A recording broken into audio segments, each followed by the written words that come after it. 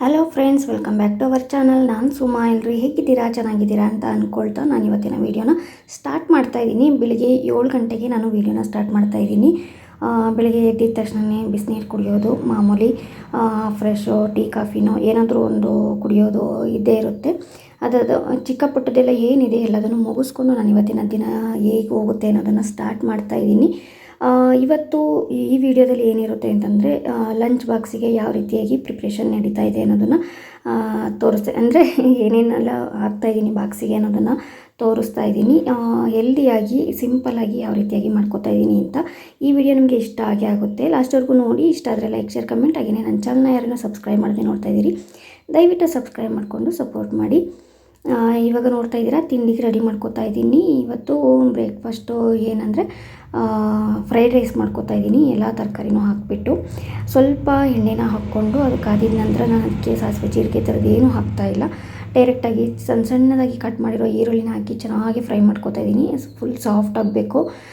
Crunchy ಆಗಿದ್ದರೆ ಅಷ್ಟು ಚೆನ್ನಾಗಿರೋದಿಲ್ಲ. Soft ಆದ್ರೇ ಚೆನ್ನಾಗಿರುತ್ತೆ, ಗೊಜ್ಜು ಥರ ಆಗುತ್ತಲ್ವ ಆವಾಗ.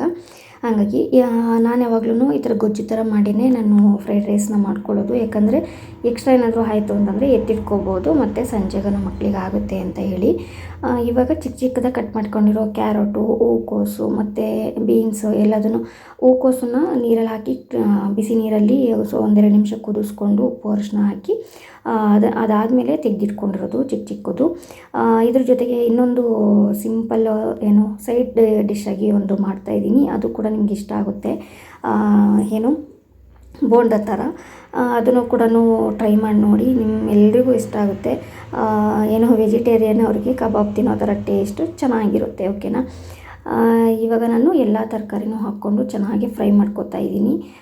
ಇದು ಅಷ್ಟೇ, ನಮ್ಮ ಮನೇಲಿ ಕ್ರಂಚಿಯಾಗಿದ್ದರೆ ತರಕಾರಿ ಇಷ್ಟ ಆಗೋದಿಲ್ಲ. ಹಂಗಾಗಿ ಫುಲ್ಲು ಸಾಫ್ಟ್ ಆಗೋವರೆಗೂ ನಾನು ಫ್ರೈ ಮಾಡ್ಕೊತೀನಿ. ತರಕಾರಿ ಬೇಗನೆ ಸಾಫ್ಟ್ ಆಗಬೇಕಂತಂದರೆ ಉಪ್ಪನ್ನ ಹಾಕ್ಕೊಂಡ್ರೆ ಬೇಗನೆ ಸಾಫ್ಟ್ ಆಗುತ್ತೆ. ನಾನಿವಾಗ ಟೋಟಲಾಗಿ ಟೇಸ್ಟಿಗೆ ಎಷ್ಟು ಬೇಕೋ ಅಷ್ಟು ಉಪ್ಪು ಇವಾಗಲೇ ಹಾಕ್ಕೊಂಡಿದ್ದೀನಿ. ಮತ್ತು ರೈಸ್ ಹಾಕ್ಕೊಂಡ್ಮೇಲೆ ಇನ್ನೂ ಸ್ವಲ್ಪ ಈ ಥರ ಎಲ್ಲ ಮಾಡ್ಕೊಳ್ಳಲ್ಲ. ನನ್ನ ಹಸ್ಬೆಂಡ್ ಮಾಡೋದಾದರೆ ಅವ್ರು ಹಂಗೆ ಮಾಡ್ತಾರೆ. ಫಸ್ಟು ಗೊಜ್ಜಿಗೆ ಸ್ವಲ್ಪ, ಅದಾದ ನಂತರ ಅನ್ನ ಎಲ್ಲ ಹಾಕಿದ್ಮೇಲೆ ಇನ್ನೊಂದು ಸ್ವಲ್ಪ ಈ ಥರ ಮಾಡ್ತಾರೆ.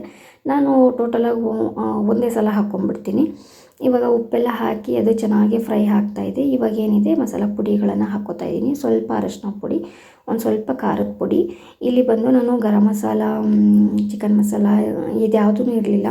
ಹಂಗಾಗಿ ಇದು ಬಿರಿಯಾನಿ ಮಸಾಲ ಇತ್ತು, ಅದನ್ನೇ ಹಾಕ್ಕೊಳ್ತಾ ಇದ್ದೀನಿ. ಒಂದು ಅರ್ಧ ಪ್ಯಾಕ್ ಹಾಕ್ಕೊಂಡ್ರೆ ಸಾಕಾಗುತ್ತೆ. ತುಂಬಾ ಟೇಸ್ಟಿಯಾಗಿ ಬಂದಿತ್ತು. ಇದು ಫಸ್ಟ್ ಟೈಮ್ ಬಿರಿಯಾನಿ ಮಸಾಲಾನ ಯೂಸ್ ಮಾಡಿಕೊಂಡು ಮಾಡಿರೋದು. ಏನೋ ಒಂಥರ ಖುಷಿ ಆಯಿತು ಮಕ್ಕಳಿಗೂ. ಟೇಸ್ಟು ಅಷ್ಟು ಚೆನ್ನಾಗಿ ಬಂದಿತ್ತು. ಯಾವುದೇ ರೀತಿ ಸಾಸ್ಗಳನ್ನ ಯೂಸ್ ಮಾಡಿಲ್ಲ. ನೀವು ಕೂಡ ಈ ಥರ ಒಂದು ಸಲ ಟ್ರೈ ಮಾಡಿ ನೋಡಿ. ಇದೆಲ್ಲನೂ ಈ ರೀತಿಯಾಗಿ ಮಿಕ್ಸ್ ಮಾಡ್ಕೊಂಡ್ಮೇಲೆ ಅದು ಫುಲ್ಲು ಅದರದ್ದು ವಾಸನೆಗಳೆಲ್ಲ ಏನಿದೆ ಅದೆಲ್ಲ ಹೋದರೆ ಇವಾಗ ಗೊಜ್ಜು ರೆಡಿ ಆಗುತ್ತೆ. ಇವಾಗ ಅದನ್ನು ಸೈಡಲ್ಲಿ ಎತ್ತಿಟ್ಕೊಂಡು ಟೀ ಮಾಡಿದ್ದೆ. ಅಷ್ಟೊತ್ತಿಗೆ ಸ್ವಲ್ಪ ಇದೆಲ್ಲ ಮಾಡಿಕೊಂಡು ತಣ್ಣಗೆ ಆಗೋಗಿತ್ತು. ಹಂಗಾಗಿ ಮತ್ತೆ ಈ ಕಡೆ ಬಿಸಿಗಿಟ್ಕೊಂಡು ನಾನಿಲ್ಲಿ ಗೋಬಿದು ಬೋಂಡ ಥರ ಮಾಡೋದನ್ನು ಹೇಳ್ತೀನಿ ಅಂದೆ ಅಲ್ವಾ, ಅದನ್ನು ಟ್ರೈ ಮಾಡ್ತಾಯಿದ್ದೀನಿ. ರೆಡಿ ಮಾಡ್ಕೋತಾ ಇದ್ದೀನಿ. ಏನಿಲ್ಲ, ಇದಕ್ಕಿವಾಗ ಸೈಡಲ್ಲಿ ಏನೋ ಕೂಗ್ತಾ ಇದ್ದಾರೆ, ಕನ್ಫ್ಯೂಷನ್ ಮಾಡ್ಕೋಬೇಡಿ. ಇಲ್ಲಿ ಅದು ಬಿಸಿ ನೀರೆಲ್ಲ ಹಾಕಿ ರೆಡಿ ಮಾಡಿ ಇಟ್ಕೊಂಡಿದ್ದೆ ಅಂದಲ್ಲ ಹೂಕೋಸು, ಅದಕ್ಕೆ ನಾನಿವಾಗ 1-2 ಸ್ಪೂನಷ್ಟು ಅಕ್ಕಿ ಹಿಟ್ಟು, 1-2 ಸ್ಪೂನಷ್ಟು ಕಾರ್ನ್ಫ್ಲೋರು ಮತ್ತು ಸ್ವಲ್ಪ ಕಡಲೆ ಹಿಟ್ಟು, ಮೂರನ್ನು ಹಿಟ್ಟಲ್ಲಿ ಮೂರನ್ನು ಹಾಕ್ಕೊಂಡಿದ್ದೀನಿ. ಅದಾದಮೇಲೆ ಟೇಸ್ಟಿಗೆ ಏನು ಬೇಕೋ ಅದೆಲ್ಲನೂ ಹಾಕ್ಕೋಬೇಕು. ಉಪ್ಪು, ಖಾರದ ಪುಡಿ, ಗರಂ ಮಸಾಲ ಇದ್ದರೆ ಜೀರಿಗೆ ಪುಡಿ, ಇಷ್ಟನ್ನು ಮಾತ್ರ ಹಾಕ್ಕೊಂಡ್ರೂ ಸಾಕಾಗುತ್ತೆ. ಶುಂಠಿ ಬೆಳ್ಳುಳ್ಳಿ ಪೇಸ್ಟ್ ಬೇಕಂದರೆ ನೀವು ಹಾಕ್ಕೋಬೋದು. ಹಿಂಗೇ ಎಲ್ಲರೂ ಯಾವ ರೀತಿಯಾಗಿ ಒಂದು ಮಸಾಲೆನ ರೆಡಿ ಮಾಡ್ಕೋತಾರಲ್ವ, ಅದೇ ಥರನೇ ನಾನು ಕೂಡ ಒಂದು ಮಸಾಲೆನ ರೆಡಿ ಮಾಡ್ಕೊಂಡಿದ್ದೀನಿ. ಇಷ್ಟೇ, ಏನಿಲ್ಲ, ಸಿಂಪಲಾಗಿ ರೆಡಿ ಮಾಡ್ಕೋತಾ ಇದ್ದೀನಿ.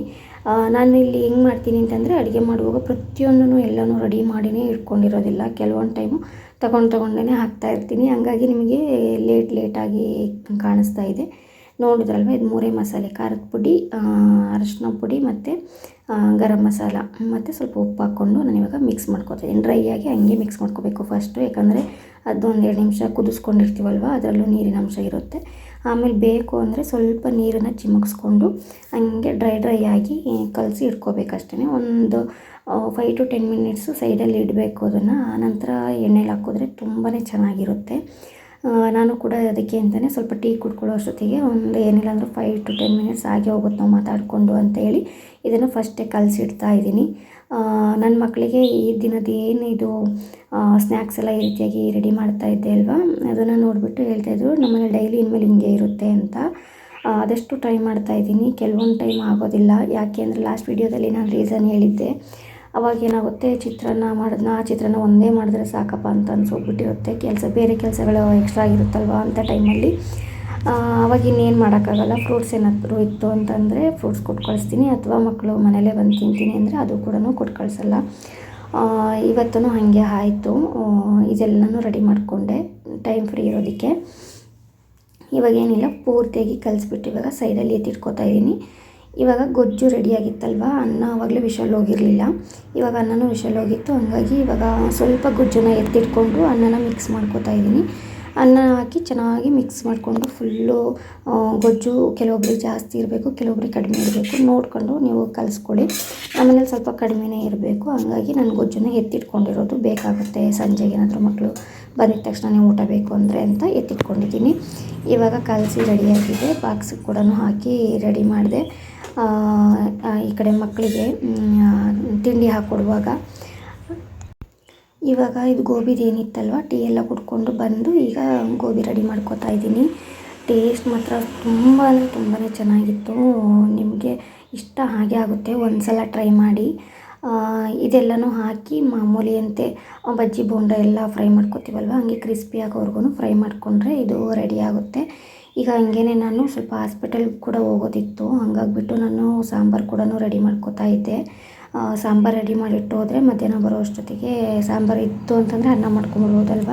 ಮತ್ತು ಇಲ್ಲ ಅಂತಂದರೆ ಬಂದು ಏನಾದರೂ ಅರ್ಜೆಂಟಲ್ಲಿ ಮಾಡ್ತೀವಿ ಅಂತಂದರೆ ಹಶ್ವಾಗಿರುತ್ತಲ್ವ, ಹಂಗಾಗಿ ಏನು ಮಾಡೋಕ್ಕಾಗಲ್ಲ ಅಂತ. ಅದಾದಮೇಲೆ ಇವಾಗ ಇದನ್ನೆಲ್ಲ ಫಸ್ಟು ರೆಡಿ ಮಾಡಿಕೊಂಡು ಸಾಂಬಾರು ಕೂಡ ರೆಡಿ ಮಾಡ್ಕೊಳ್ಳೋಣ ಅಂತ ಒಂದೊಂದೇ ಪಕ್ಕದಲ್ಲಿ ಕೂಡ ರೆಡಿ ಮಾಡಿ ಇಟ್ಕೋತಾ ಇದ್ದೆ. ತರಕಾರಿ ಎಲ್ಲನೂ ಸಿಂಪಲಾಗಿ ಸಾಂಬಾರನ್ನ ಮಾಡ್ಕೋತಾ ಇದ್ದೆ. ಸಾಂಬಾರು ರೆಸಿಪಿ ಏನು ಶೇರ್ ಮಾಡಿಲ್ಲ ನಾನಿಲ್ಲಿ. ಮಾಮೂಲಿ ಬೀನ್ಸು ಬೇಳೆ ಹಾಕಿ ಹುಳಿ ಸಾಂಬಾರನ್ನ ಮಾಡ್ಕೋತಾ ಇದ್ದೀನಿ. ನಾನು ಯಾವಾಗಲೂ ನೋಡಿದ್ದೀರ ನೀವು, ಫಸ್ಟು ಒಗ್ಗರಣೆಗೆ ಹಾಕ್ಕೊಂಡೇ ಬೇಯೋದಕ್ಕೆ ಹಾಕ್ಬಿಡ್ತೀನಿ. ಏನಿಲ್ಲ, ಒಂದು ಚಮಚದಷ್ಟು ಎಣ್ಣೆನ ಹಾಕ್ಕೊಂಡು ಅದಕ್ಕೆ ಸಾಸಿವೆ ಹಾಕಿ ಸಿಡಿದ ಮೇಲೆ ಈರುಳ್ಳಿ ಟೊಮೊಟೊ ಹಾಕಿ ಒಗ್ಗರಣೆ ಮಾಡಿಕೊಂಡು ತರಕಾರಿ, ಯಾವುದೇ ತರಕಾರಿ ಸಾಂಬಾರನ್ನ ಹುಳಿ ಸಾಂಬಾರು ಮಾಡಬೇಕು ಅಂತಂದರೆ ಬೇಳೆ ತರಕಾರಿನ ಹಾಕಿ ಉಪ್ಪು ಹಾಕಿ ಚೆನ್ನಾಗಿ ವಿಷಲ್ ಕೂಗಿಸ್ಕೋಬೇಕಷ್ಟೇ. ಅದಾದಮೇಲೆ ಮಸಾಲೆ ಏನಿದೆ ಅದನ್ನು ರುಬ್ಬಿಟ್ಟು ಹಾಕಿ ಚೆನ್ನಾಗಿ ಕುದಿಸ್ಕೊಂಡ್ರೆ ರೆಡಿ ಆಗುತ್ತೆ. ಹಾಗೇ ನಾನು ಕೂಡ ಇವತ್ತು ಸಾಂಬಾರನ್ನ ರೆಡಿ ಮಾಡ್ಕೋತಾ ಇದ್ದೀನಿ. ಮತ್ತು ಸ್ಟಿಚಿಂಗ್ ಕೂಡ ಮಾಡೋದಿತ್ತು, ಹಂಗಾಗಿ ನನಗೆ ಫುಲ್ ಕನ್ಫ್ಯೂಷನ್ ಆಗಿಬಿಟ್ಟಿತ್ತು. ಸ್ಟಿಚಿಂಗ್ ಮಾಡೋದು, ಹಾಸ್ಪಿಟಲ್ಗೆ ಹೋಗಿ ಬರೋದು, ಮಕ್ಕಳ ಕಡೆ ಗಮನ ಕೊಡೋದು, ಓದಿಸೋದು, ಈ ಥರ ಫುಲ್ಲು ಟೆನ್ಷನ್ ಥರನೇ ಆಗಿಬಿಟ್ಟಿತ್ತು. ಹಂಗೆ ಇನ್ನೇನು ಮಾಡೋಕ್ಕಾಗಲ್ಲ ಅಂತ ಅಂದ್ಬಿಟ್ಟು ಎಲ್ಲದನ್ನು ಮ್ಯಾನೇಜ್ ಮಾಡ್ತಾ ಇದ್ದೀನಿ. ಇವಾಗ ಅದಕ್ಕೆ ಅಂತಲೇ ನಾನು ಬೆಳಿಗ್ಗೆ ಏನಾಗುತ್ತೆ ಅದನ್ನು ಸಾಂಬಾರನ್ನ ರೆಡಿ ಮಾಡಿ ಇಟ್ಕೊಂಡ್ಬಿಡ್ತೀನಿ. ಬೆಳಿಗ್ಗೆ ಸಾಂಬಾರು ಕೂಡ ರೆಡಿ ಇತ್ತು ಅಂತಂದರೆ ಅದೇ ಮಧ್ಯಾಹ್ನಕ್ಕೆ ಮತ್ತು ರಾತ್ರಿಗೂ ಆಗಿಬಿಡುತ್ತೆ. ಆವಾಗ ಬೇರೆ ಯಾವುದಕ್ಕಾದ್ರೂ ಟೈಮ್ ಕೊಡೋದಕ್ಕಾಗುತ್ತೆ ಅಂತ ಹೇಳಿ ಇವಾಗ ನಾನು ಹೇಳಿದ್ನಲ್ಲ, ಹಂಗೇ ಸಿಂಪಲ್ಲಾಗಿ ಎಲ್ಲದನ್ನು ಹಾಕಿ ಮಿಕ್ಸ್ ಮಾಡಿಕೊಂಡು ವಿಷಲ್ನ ಕೂಗಿಸ್ಕೊತಿದ್ದೀನಿ. ಅದು ವಿಷಲ್ ಕೂಗಿ ಆದಮೇಲೆ ಮಕ್ಕಳನ್ನ ಕಳಿಸಿದ ಮೇಲೆ ನಮ್ಮ ಮಸಾಲೆ ರುಬ್ಬಿ ಹಾಕ್ಕೋಬೋದು ಸಾಂಬಾರಿಗೆ ಅಂತ. ಇವಾಗ ಅಷ್ಟರೊಳಗಡೆನೇ ಆ ಕಡೆ ಅದು ಆಯಿತು, ಈ ಕಡೆ ಇದನ್ನು ಫ್ರೈ ಆಯಿತು. ಒಂದು ಟಿಪ್ ತೆಗೀತಿದ್ದಂಗೆ ಟೇಸ್ಟ್ ನೋಡ್ತಾನೆ ಸ್ವಲ್ಪ ಖಾಲಿ ಮಾಡಿಬಿಟ್ರು ಮಕ್ಕಳು. ಅದರಲ್ಲೇ ಸ್ವಲ್ಪ ಬಾಕ್ಸಿಗೆ ಹಾಕಿ ಮಮ್ಮಿ ಅಂತ ಸ್ವಲ್ಪನೇ ಆಗಿತ್ತು, ಅದು ಜಾಸ್ತಿ ಇರಲಿಲ್ಲ. ಹಾಗಾಗಿ ಇಬ್ಬರಿಗಲ್ವ ಸ್ವಲ್ಪ ಅಂದ್ರೂ ಒಂದು 4 ಪೀಸ್ ಹಾಕಿದ್ರೂ ಅದು ಯಾವ ಕಡೆನೂ ಆಗೋಲ್ಲ ಫ್ರೆಂಡ್ಸ್ ಜೊತೆ ಶೇರ್ ಮಾಡ್ಕೊಳ್ಳೋಕ್ಕೆ. ಆದ್ರೂ ಇಲ್ಲಿ ಬೇಡ, ಸ್ಕೂಲಿಗೆ ತೊಗೊಂಡೋಗ್ತೀವಿ ಅಂತ ಅವ್ರ ಖುಷಿ, ಫ್ರೆಂಡ್ಸ್ ಹತ್ರ ಶೇರ್ ಮಾಡ್ಬೋದು ಅಂತ. ಸರಿ, ನಿಮ್ಗೆ ಹೆಂಗಾಗುತ್ತೆ ಹಂಗೆ ಮಾಡಿ ಅಂತ ಹೇಳಿದೆ ನಾನು. ಅದಾದಮೇಲೆ ಒಂದು ಸೌತೆಕಾಯಿ ಕೂಡ ಕಟ್ ಮಾಡ್ಕೋತಾ ಇದ್ದೀನಿ ಬಾಕ್ಸಿಗೆ ಹಾಕೋಕ್ಕೆ ಅಂತ ಹೇಳಿ. ಸೌತೆಕಾಯಿ, ಕ್ಯಾರೋಟು ಮತ್ತು ಇದೇನಿತ್ತಲ್ವ ಗೋಬಿದು ಕಬಾಬು, ಅದು ಮತ್ತು ಫ್ರೈಡ್ ರೈಸು ಇವತ್ತಿನ ಲಂಚ್ ಬಾಕ್ಸ್ ರೆಸಿಪಿ. ಬಟ್ ಬಾಕ್ಸಿಗೆಲ್ಲ ಹಾಕೋದನ್ನು ನಾನು ವೀಡಿಯೋನೇ ಮಾಡ್ಕೊಳಕ್ಕಾಗಲಿಲ್ಲ, ಯಾಕಂದರೆ ಹಾಸ್ಪಿಟಲಿಗೆ ಹೋಗೋದಿತ್ತು, ಟೈಮ್ ಆಯಿತು ಅಂತ ಹೇಳಿ ನಾನು ಅಲ್ಲಿ ವೀಡಿಯೋನೇ ಮಾಡಲಿಲ್ಲ. ಅದ್ರ ಜೊತೆ ಒಂದು ಆ್ಯಪಲ್ ಕೂಡ ಕಟ್ ಮಾಡ್ಕೊಂಡಿದ್ದೆ. ಅದಾದಮೇಲೆ ಹಾಸ್ಪಿಟಲ್ಗೆ ಹೋಗಿ ಬಂದು ನಾನು ಸ್ಟಿಚ್ ಮಾಡೋಣ ಅಂತ ಕೂತಿದ್ದೆ. ಒಂದು ಅರ್ಧನೂ ಸ್ಟಿಚ್ ಆಗಿರಲಿಲ್ಲ. ಮತ್ತು ರಿಪೋರ್ಟ್ ಮಧ್ಯಾಹ್ನ ಕೊಡ್ತೀನಿ ಅಂತ ಹೇಳಿದ್ರಲ್ವ, ಬಂದು ನಾನು ಅನ್ನಗಿನ್ನ ಮಾಡ್ಕೊಂಡು ಊಟ ಮಾಡಿ ಸ್ಟಿಚ್ ಮಾಡೋಕ್ಕೆ ಕೂರ್ತಿದ್ದಂಗೆ ಫೋನ್ ಬಂತು, ರಿಪೋರ್ಟ್ ಬಂದಿದೆ, ಪೇಷಂಟ್ನ ಕರ್ಕೊಬನ್ನಿ ಅಂತ. ಹಾಗಾಗಿ ಮತ್ತೆ ಹಾಸ್ಪಿಟಲ್ಗೆ ಹೋಗೋದು ಬಂತು. ಹಾಗಾಗಿ ಇದನ್ನು ಮತ್ತೆ ಅಲ್ಲಿಗೆ ನಿಲ್ಲಿಸ್ಬಿಟ್ಟು ಹಾಸ್ಪಿಟಲ್ಗೆ ಹೋದ್ವಿ.